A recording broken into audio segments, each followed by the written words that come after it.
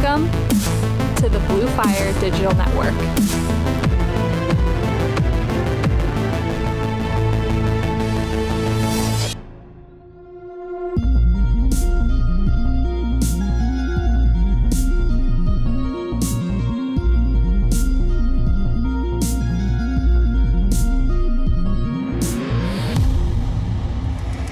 Welcome to the War is Everything podcast, where we share scripture, discuss the Christian metal scene and music, and help promote lesser-known bands. I'm Zachariah. And I'm Hunter. And we are your hosts. Today's scripture is 1 Peter 5, verses 6 through 7, and it says, "Humble yourselves, therefore, under the mighty hand of God, so that at the proper time he may exalt you, casting all your anxieties on him, because he cares for you." Well, welcome back to another episode of the War is Everything podcast. Kind of as we did last week, kind of a aforementioned, not a content warning this time, but yeah, we don't usually do current events. You know, this isn't keeping up on current events kind of podcast, but when we as Christians must respond, I feel like there are certain things that need to be talked about. So. And we feature a very specific song relatively in the same realm as what we will be talking about as usual. I do have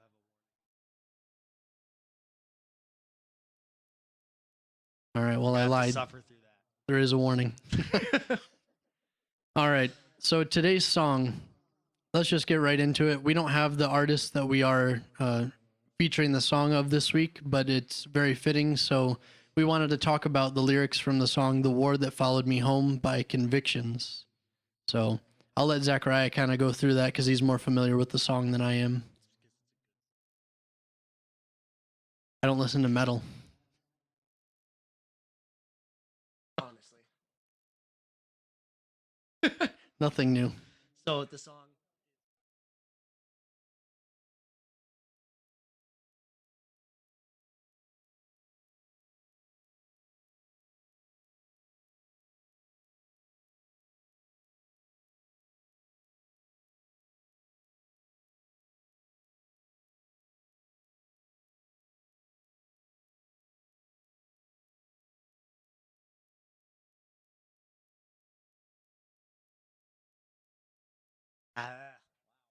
Try that again. My mind awakes in the wake of hysteria. It's happening again. I sleep with my eyes wide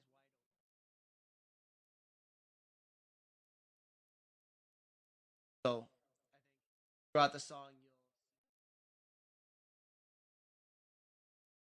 you'll one reoccurring theme.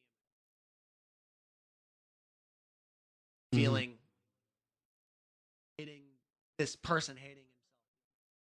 He is the one that survived. I don't know who they wrote about, but knowing conviction because they tend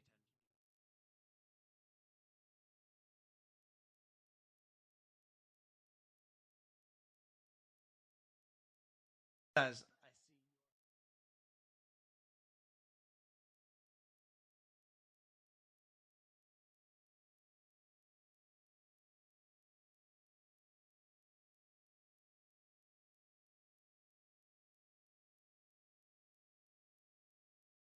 Ever know the guilt I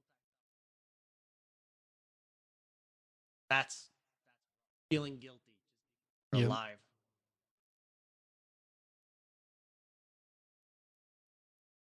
Guilty just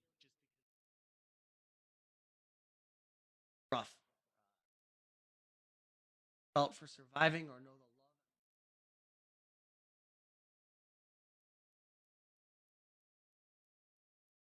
I'd have died overseas, but he left the part of him. Mm-hmm. Thought I left the fight behind back over.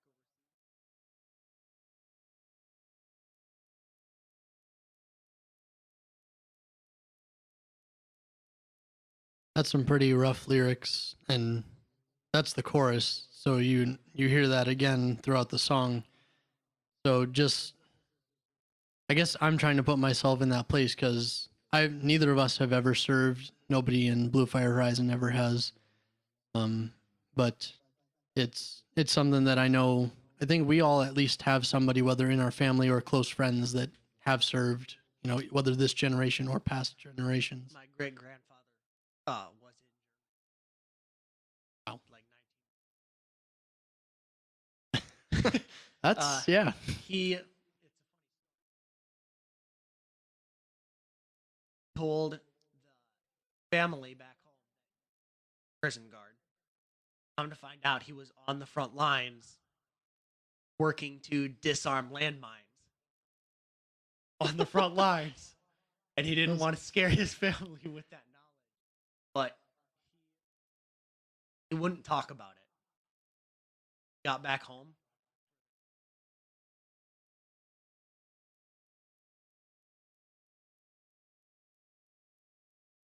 I would guess he saw a lot of things being right on the front lines in Germany. Mhm. So I don't have firsthand experience, but I've seen his face when it gets brought up, and immediately my older brother is Air Force right now, blessed enough to not be in an active war zone in hostile territory.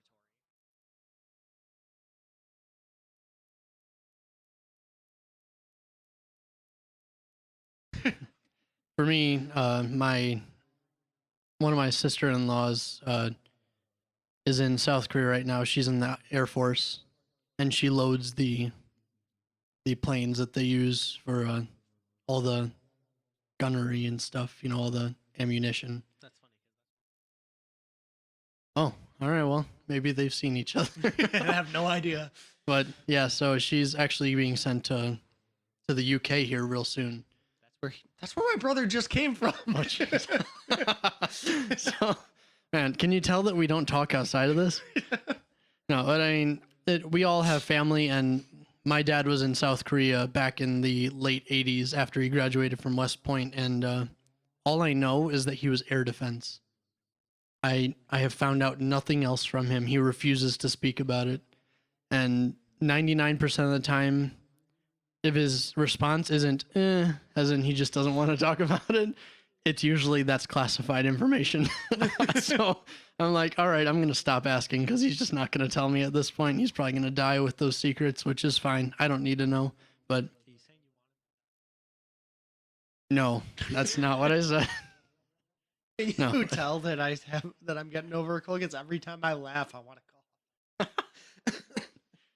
But yeah, it's obviously our family members, especially the ones who have actually seen war and signs of battle. It's not something that is something that they're looking to just get into a good conversation about, reminiscing about the old times. They're not looking for it. So it obviously weighs very heavily in this song. I think describes it very well. Yeah. Yeah. So the second verse.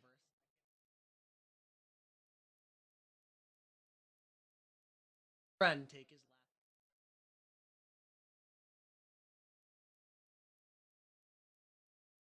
The lyrics are so.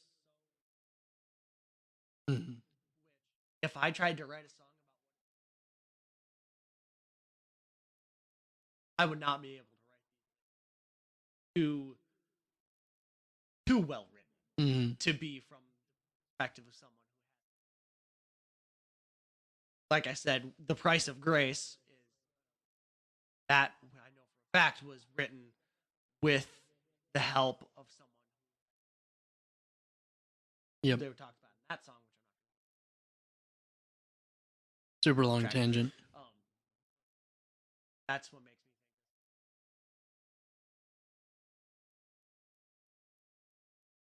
close to someone. Sure. Watch my friend take his side my humanity.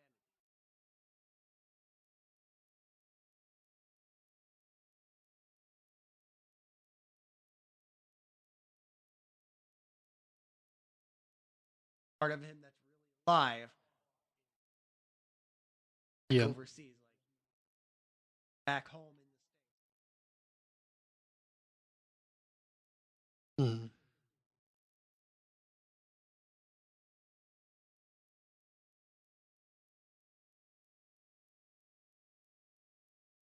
brother said,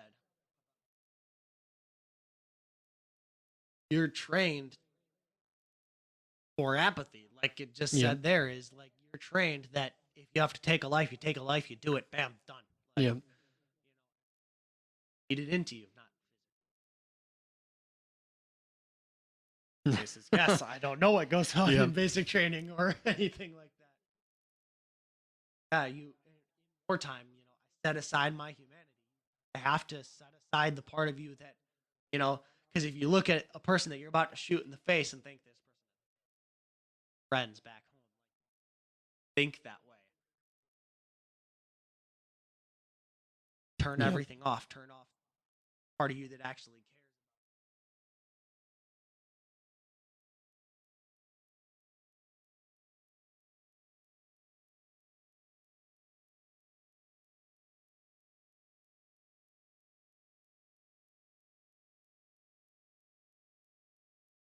Forget everything you've known and come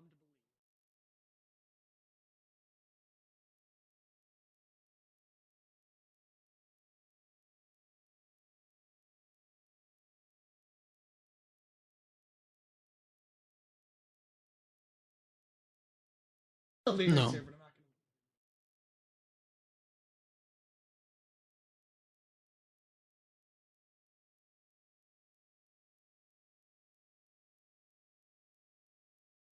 I go from here.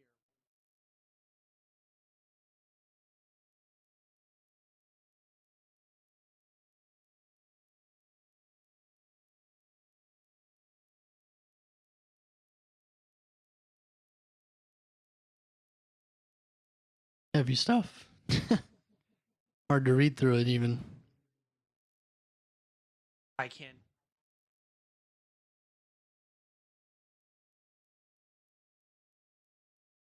I have my own memories that I think back on, and it makes me sick. I haven't experienced anything close to that. Yeah. No, and I think something to take away, even especially from this ending section to the song and the breakdown. Not that there aren't other traumatic events, because there absolutely are, and I would go as far as to say that I've been through one, and I'm not going to go into that right now. But if you know me, you already know. But if you don't know me, I'll gladly tell you some other time. But for me to reintegrate into normal social situations and not have constant fear of the things that I fear because of that, I can only imagine how exponentially worse it is. Like, imagine, I mean, you can't even really imagine. The best you can do is just picture in your head that you are the last survivor in a battlefield. Smoke is clearing, your ears are ringing, gunshots are still going off, and you're just the only one alive. But now you have to come back, and your boss is trying to tell you how you're, 2 seconds late. And the only thing you want to do is just smash him in the face because you don't like, you know what I mean? Like, you can't cope with how drastic of a difference and how unnecessary certain things are in a regular social situation now that you've been something that's as equivalent to hell as we'll probably ever see on this earth. You know what I mean? Yeah. But I mean, like, just trying to compare the two situations. Like, you're in any normal social situation, someone places so much importance on something, and your brain can no longer wrap around why it matters, because you've seen bodies just stacked. You've seen, people's faces torn off by a machine gun. Like, you've had to, for some people, shoot children who are trying to fire back at you because they've been indoctrinated to fight against you in, whatever country it is. And this goes all the way back to, as long as people have been alive. So anybody who's been in a war, will probably know exactly what I'm talking about. So it's not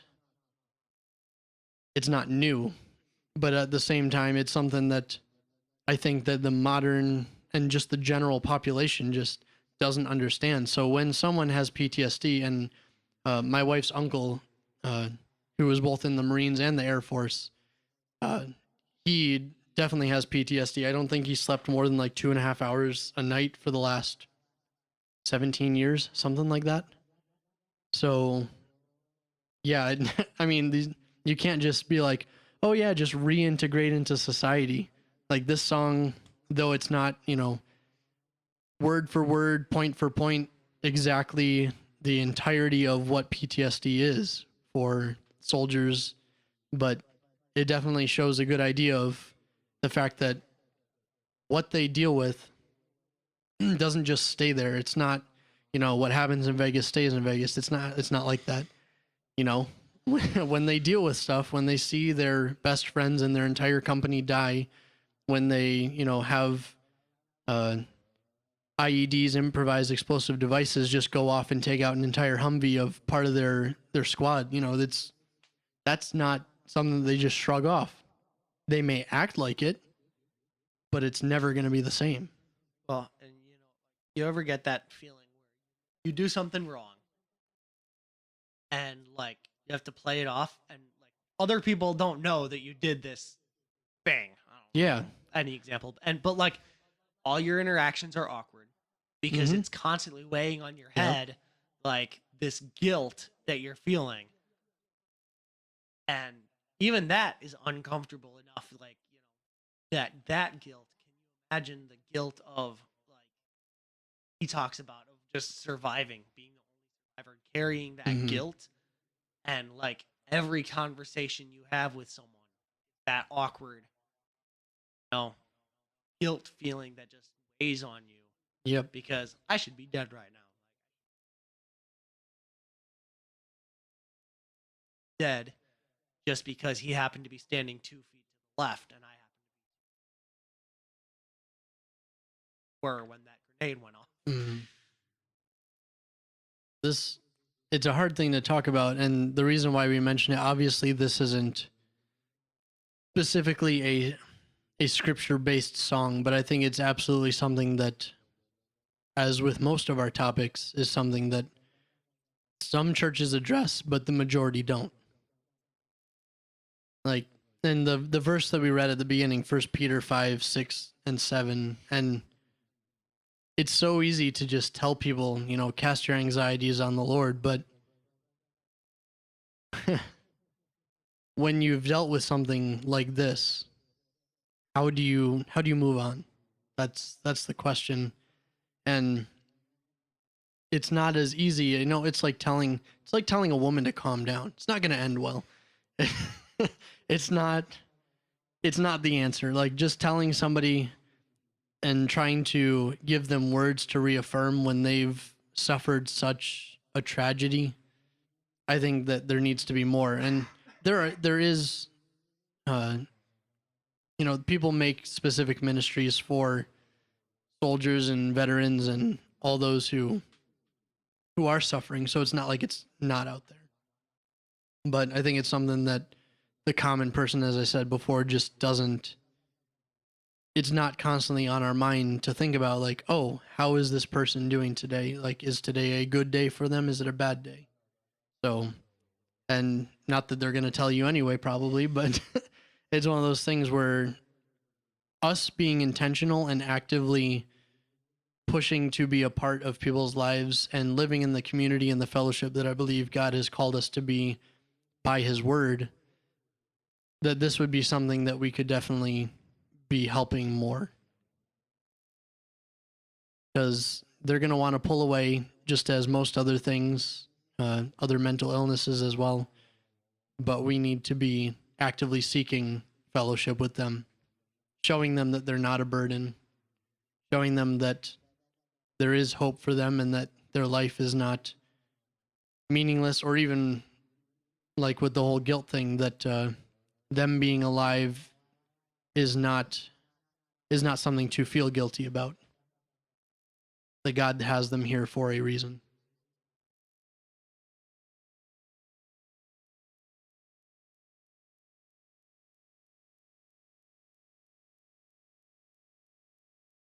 What is happening?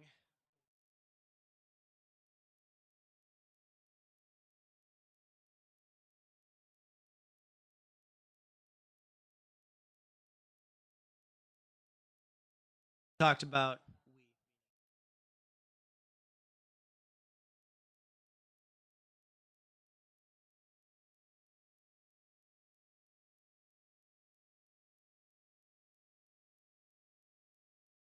government.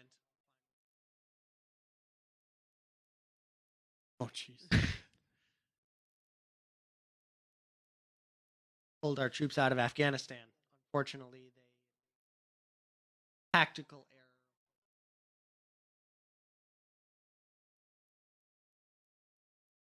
The Afghan citizens that helped us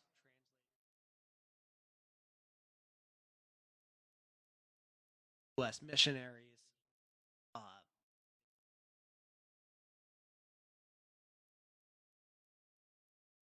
what government said.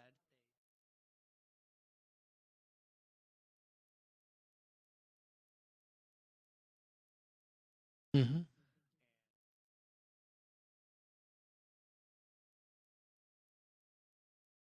Traps behind enemy lines. Place where we have U.S. Not all of our U.S. citizens.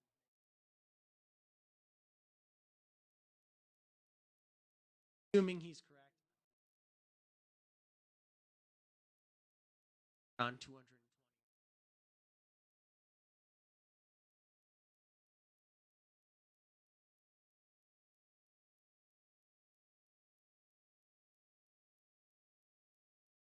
Things they're best at is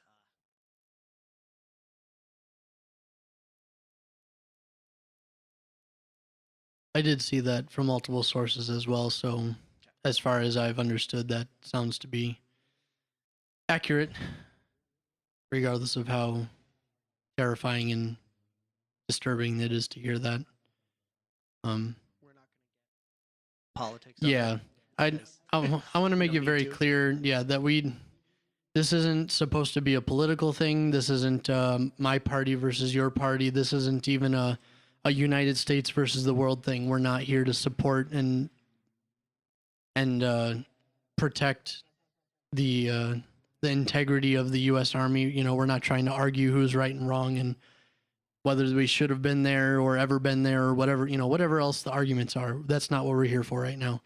But the reason why we're talking about it and the reason why we did the song that we did for this week as a feature is because as Christians, it's something that though we can't actively fix, we aren't a military unit ourselves in a way that can respond to something like this. But the best that we can do is continue to pray for all those who are affected.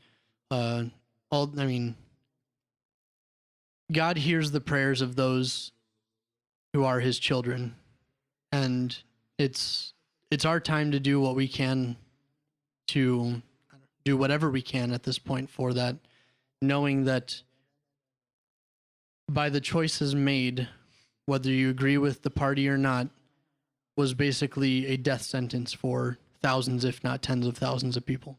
if not hundreds of Yeah, thousands. and that's just, Zachariah mentioned the U.S. citizens who were stuck over there, and that includes everybody from full families that got stationed over there to men that got stationed and created families while over there for the last however many decades, and you know whoever else. But that also then includes all the innocent Afghani people. Yeah, Like the low end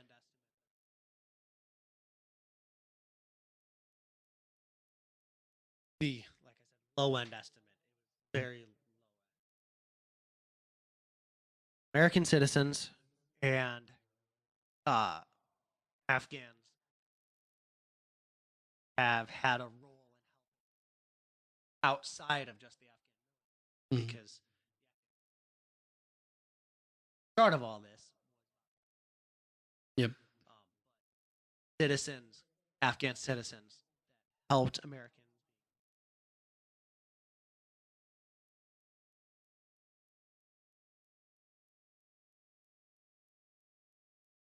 should have been brought. Taliban gets their hands on. Those people will not be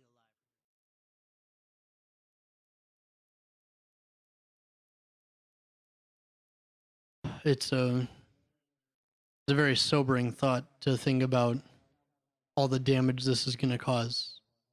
And on top of all the lives that will be lost of both U.S. citizens and those of Afghanistan, I think something that Zachariah and I were talking about before we started recording was there are so many people who have dedicated so much time of their life, you know, whether they've been there stationed the entire time or had many many times being sent back to serve in Afghanistan, multiple tours, whatever it is. I know my wife's uncle is included in that. It's just, it feels like such a slap in the face, and I apologize if I'm getting emotional. I mean, with having service members in our families, it's hard to see it.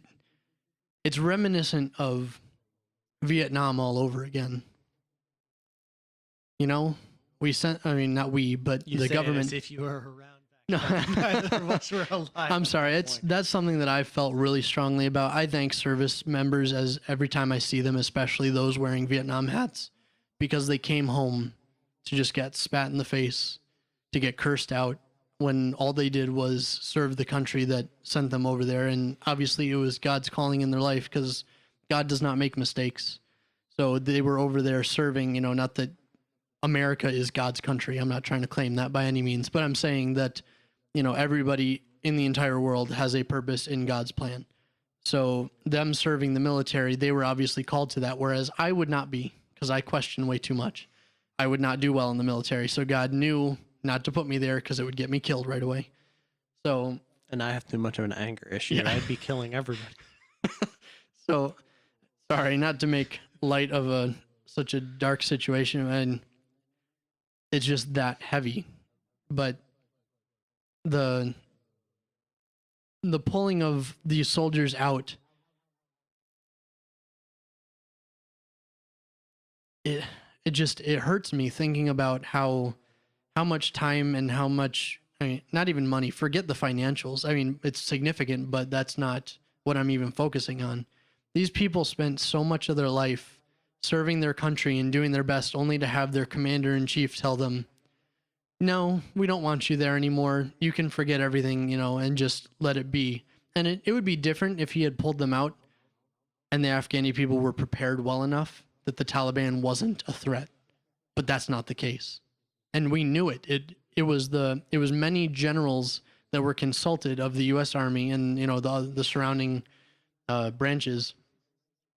And they told the president, this is a bad idea, not enough strategy, too little time. We need to rethink this. And he said no. How? I'm not asking to hold him accountable for murder, but it's close enough. It's so, like I said before, without trying to get too far into the politics of stuff, there are plenty of people that need prayer more than ever right now. Are you? Half the country says we should have stayed there indefinitely, or maybe not. Some people will say we need to stay there indefinitely. Some say we should have pulled out 10 years ago. Some say we've never gone there. We're not going to sit here and argue those. We have our own opinions on that. Share those. But, and regardless of your viewpoint on that, you know, we're there already. There's nothing any of us could do.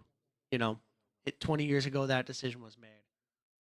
But how it happened, I say it, I would have, if it were up to me, I would have left a military presence in Afghanistan. But I'm not going to sit here and say that I'm opposed to them pulling the troops out, because in the grand scheme of things, that does not drastically affect my life. Yeah. I understand troops want to come home. People want the troops home. I get it. So if Joe Biden had made the choice to pull our troops out, I'd be like, okay. Because when he announced that they were pulling the troops out a month ago or whatever, I was like, okay, we're pulling that's not the bad part. It's the lack of strategy. Yeah, it's the way it was done. Like, it, by pulling the troops out the way that we did, we signed the death warrant for hundreds of thousands of people. I mean, I guess we shouldn't be too surprised. If you guys listened to last week's episode, then you already know where we stand on the sanctity of life and who gives meaning to that. So I'm personally not surprised.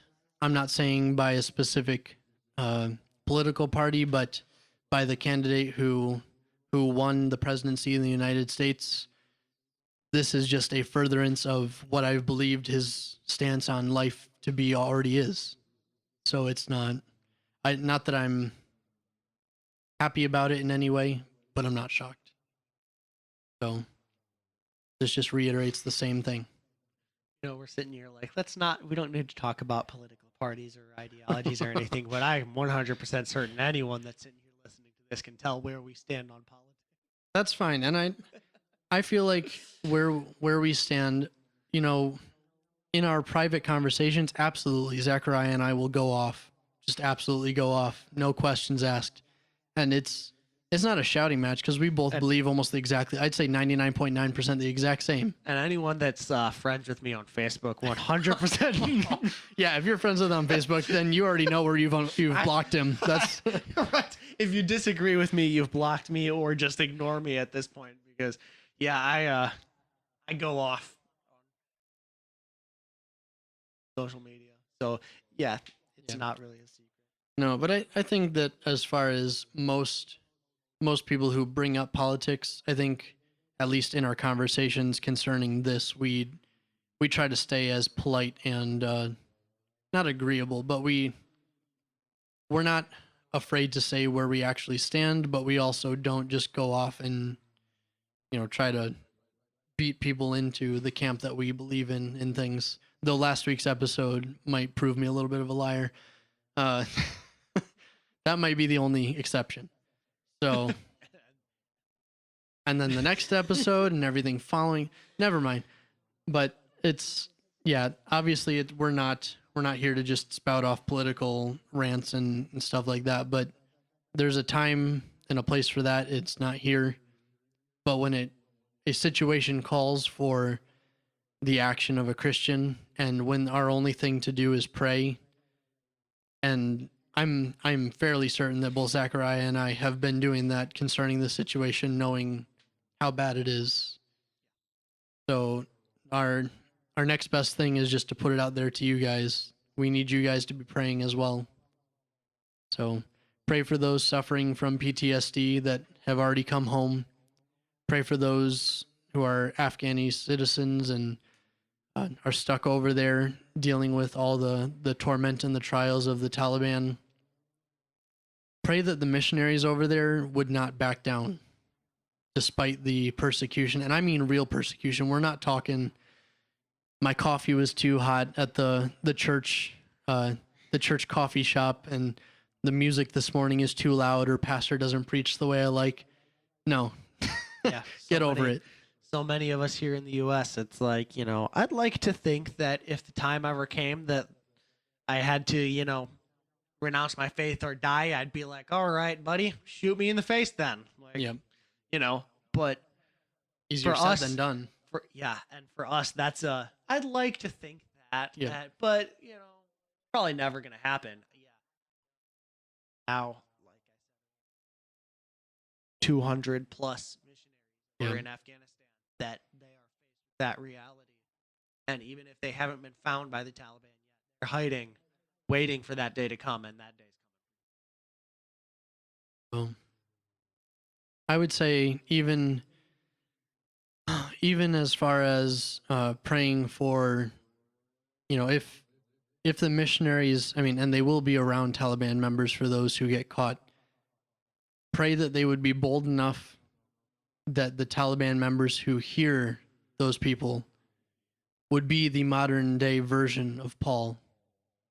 The conversion of, it's not going to be the exact same, but you get the point that he would hear the gospel like Paul did, or Saul did, from Stephen when Stephen was getting stoned.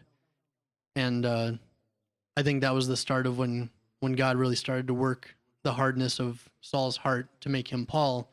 Obviously, the whole desert thing was another thing that really ultimately finalized it. But yeah, pray for the missionaries that they would be bold enough to proclaim the gospel and clear enough that the Taliban members would hear it and potentially have a change of heart, which that would that would take quite a miracle, because imagine being a part of a hate group that kills people only to turn around and be like, just kidding, I want to be that person. Yeah, for real. Like, I'm in so many hate groups. Like, Okay. I can't imagine. Obviously not. But sorry, that was a bad example. I have to remember sometimes that I'm not necessarily just talking to people that know me. Yeah.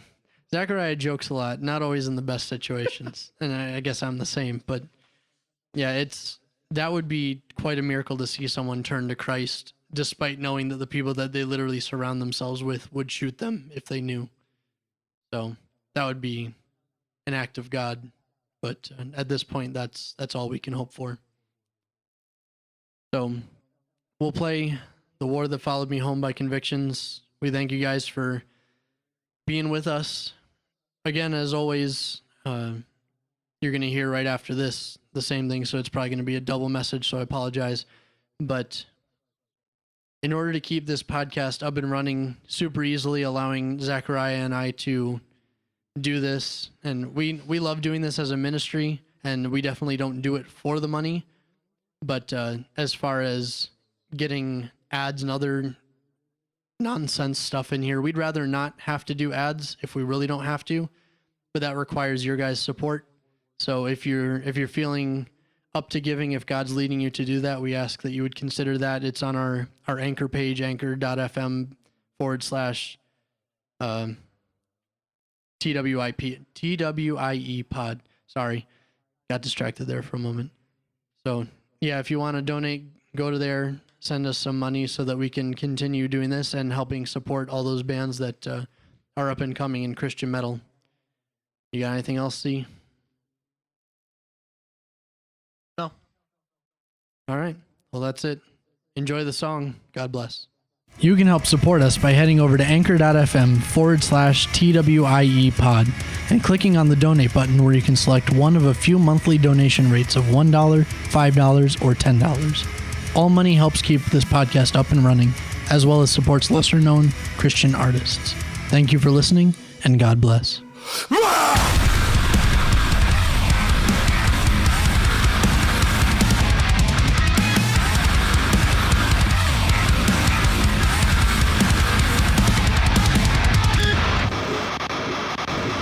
I break through my right away, and the wake of hysteria.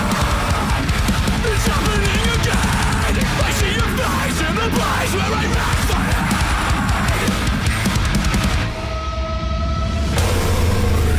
While I sleep with my eyes wide open, I blame myself. I shame myself. Death from the front lines, showing up on my front doorstep. You'll never know the guilt I felt for surviving, or know the love and loss that's always on replay. I'm just a looking casualty. I thought I left the fight behind, back overseas, and maybe I denied a full recovery. I got it. You'll never find me. I can't escape the flashbacks. We attack, they shot back. The sky turned black, and I lost my breath. Taking slow breath. I set aside my humanity. How can I feel when I've been trying for empathy? I put my life on the line and what cost? My first kill became the death of me.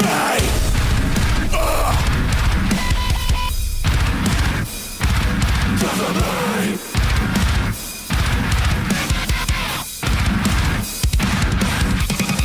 Forget everything you know to come to believe. Forget it, try to pour replace it on your own mistake. Somewhere I know this is so tempting between. Death from the front lines, showing up on my front doorstep. You'll never know the guilt I felt for surviving, or know the love and loss that's always on replay.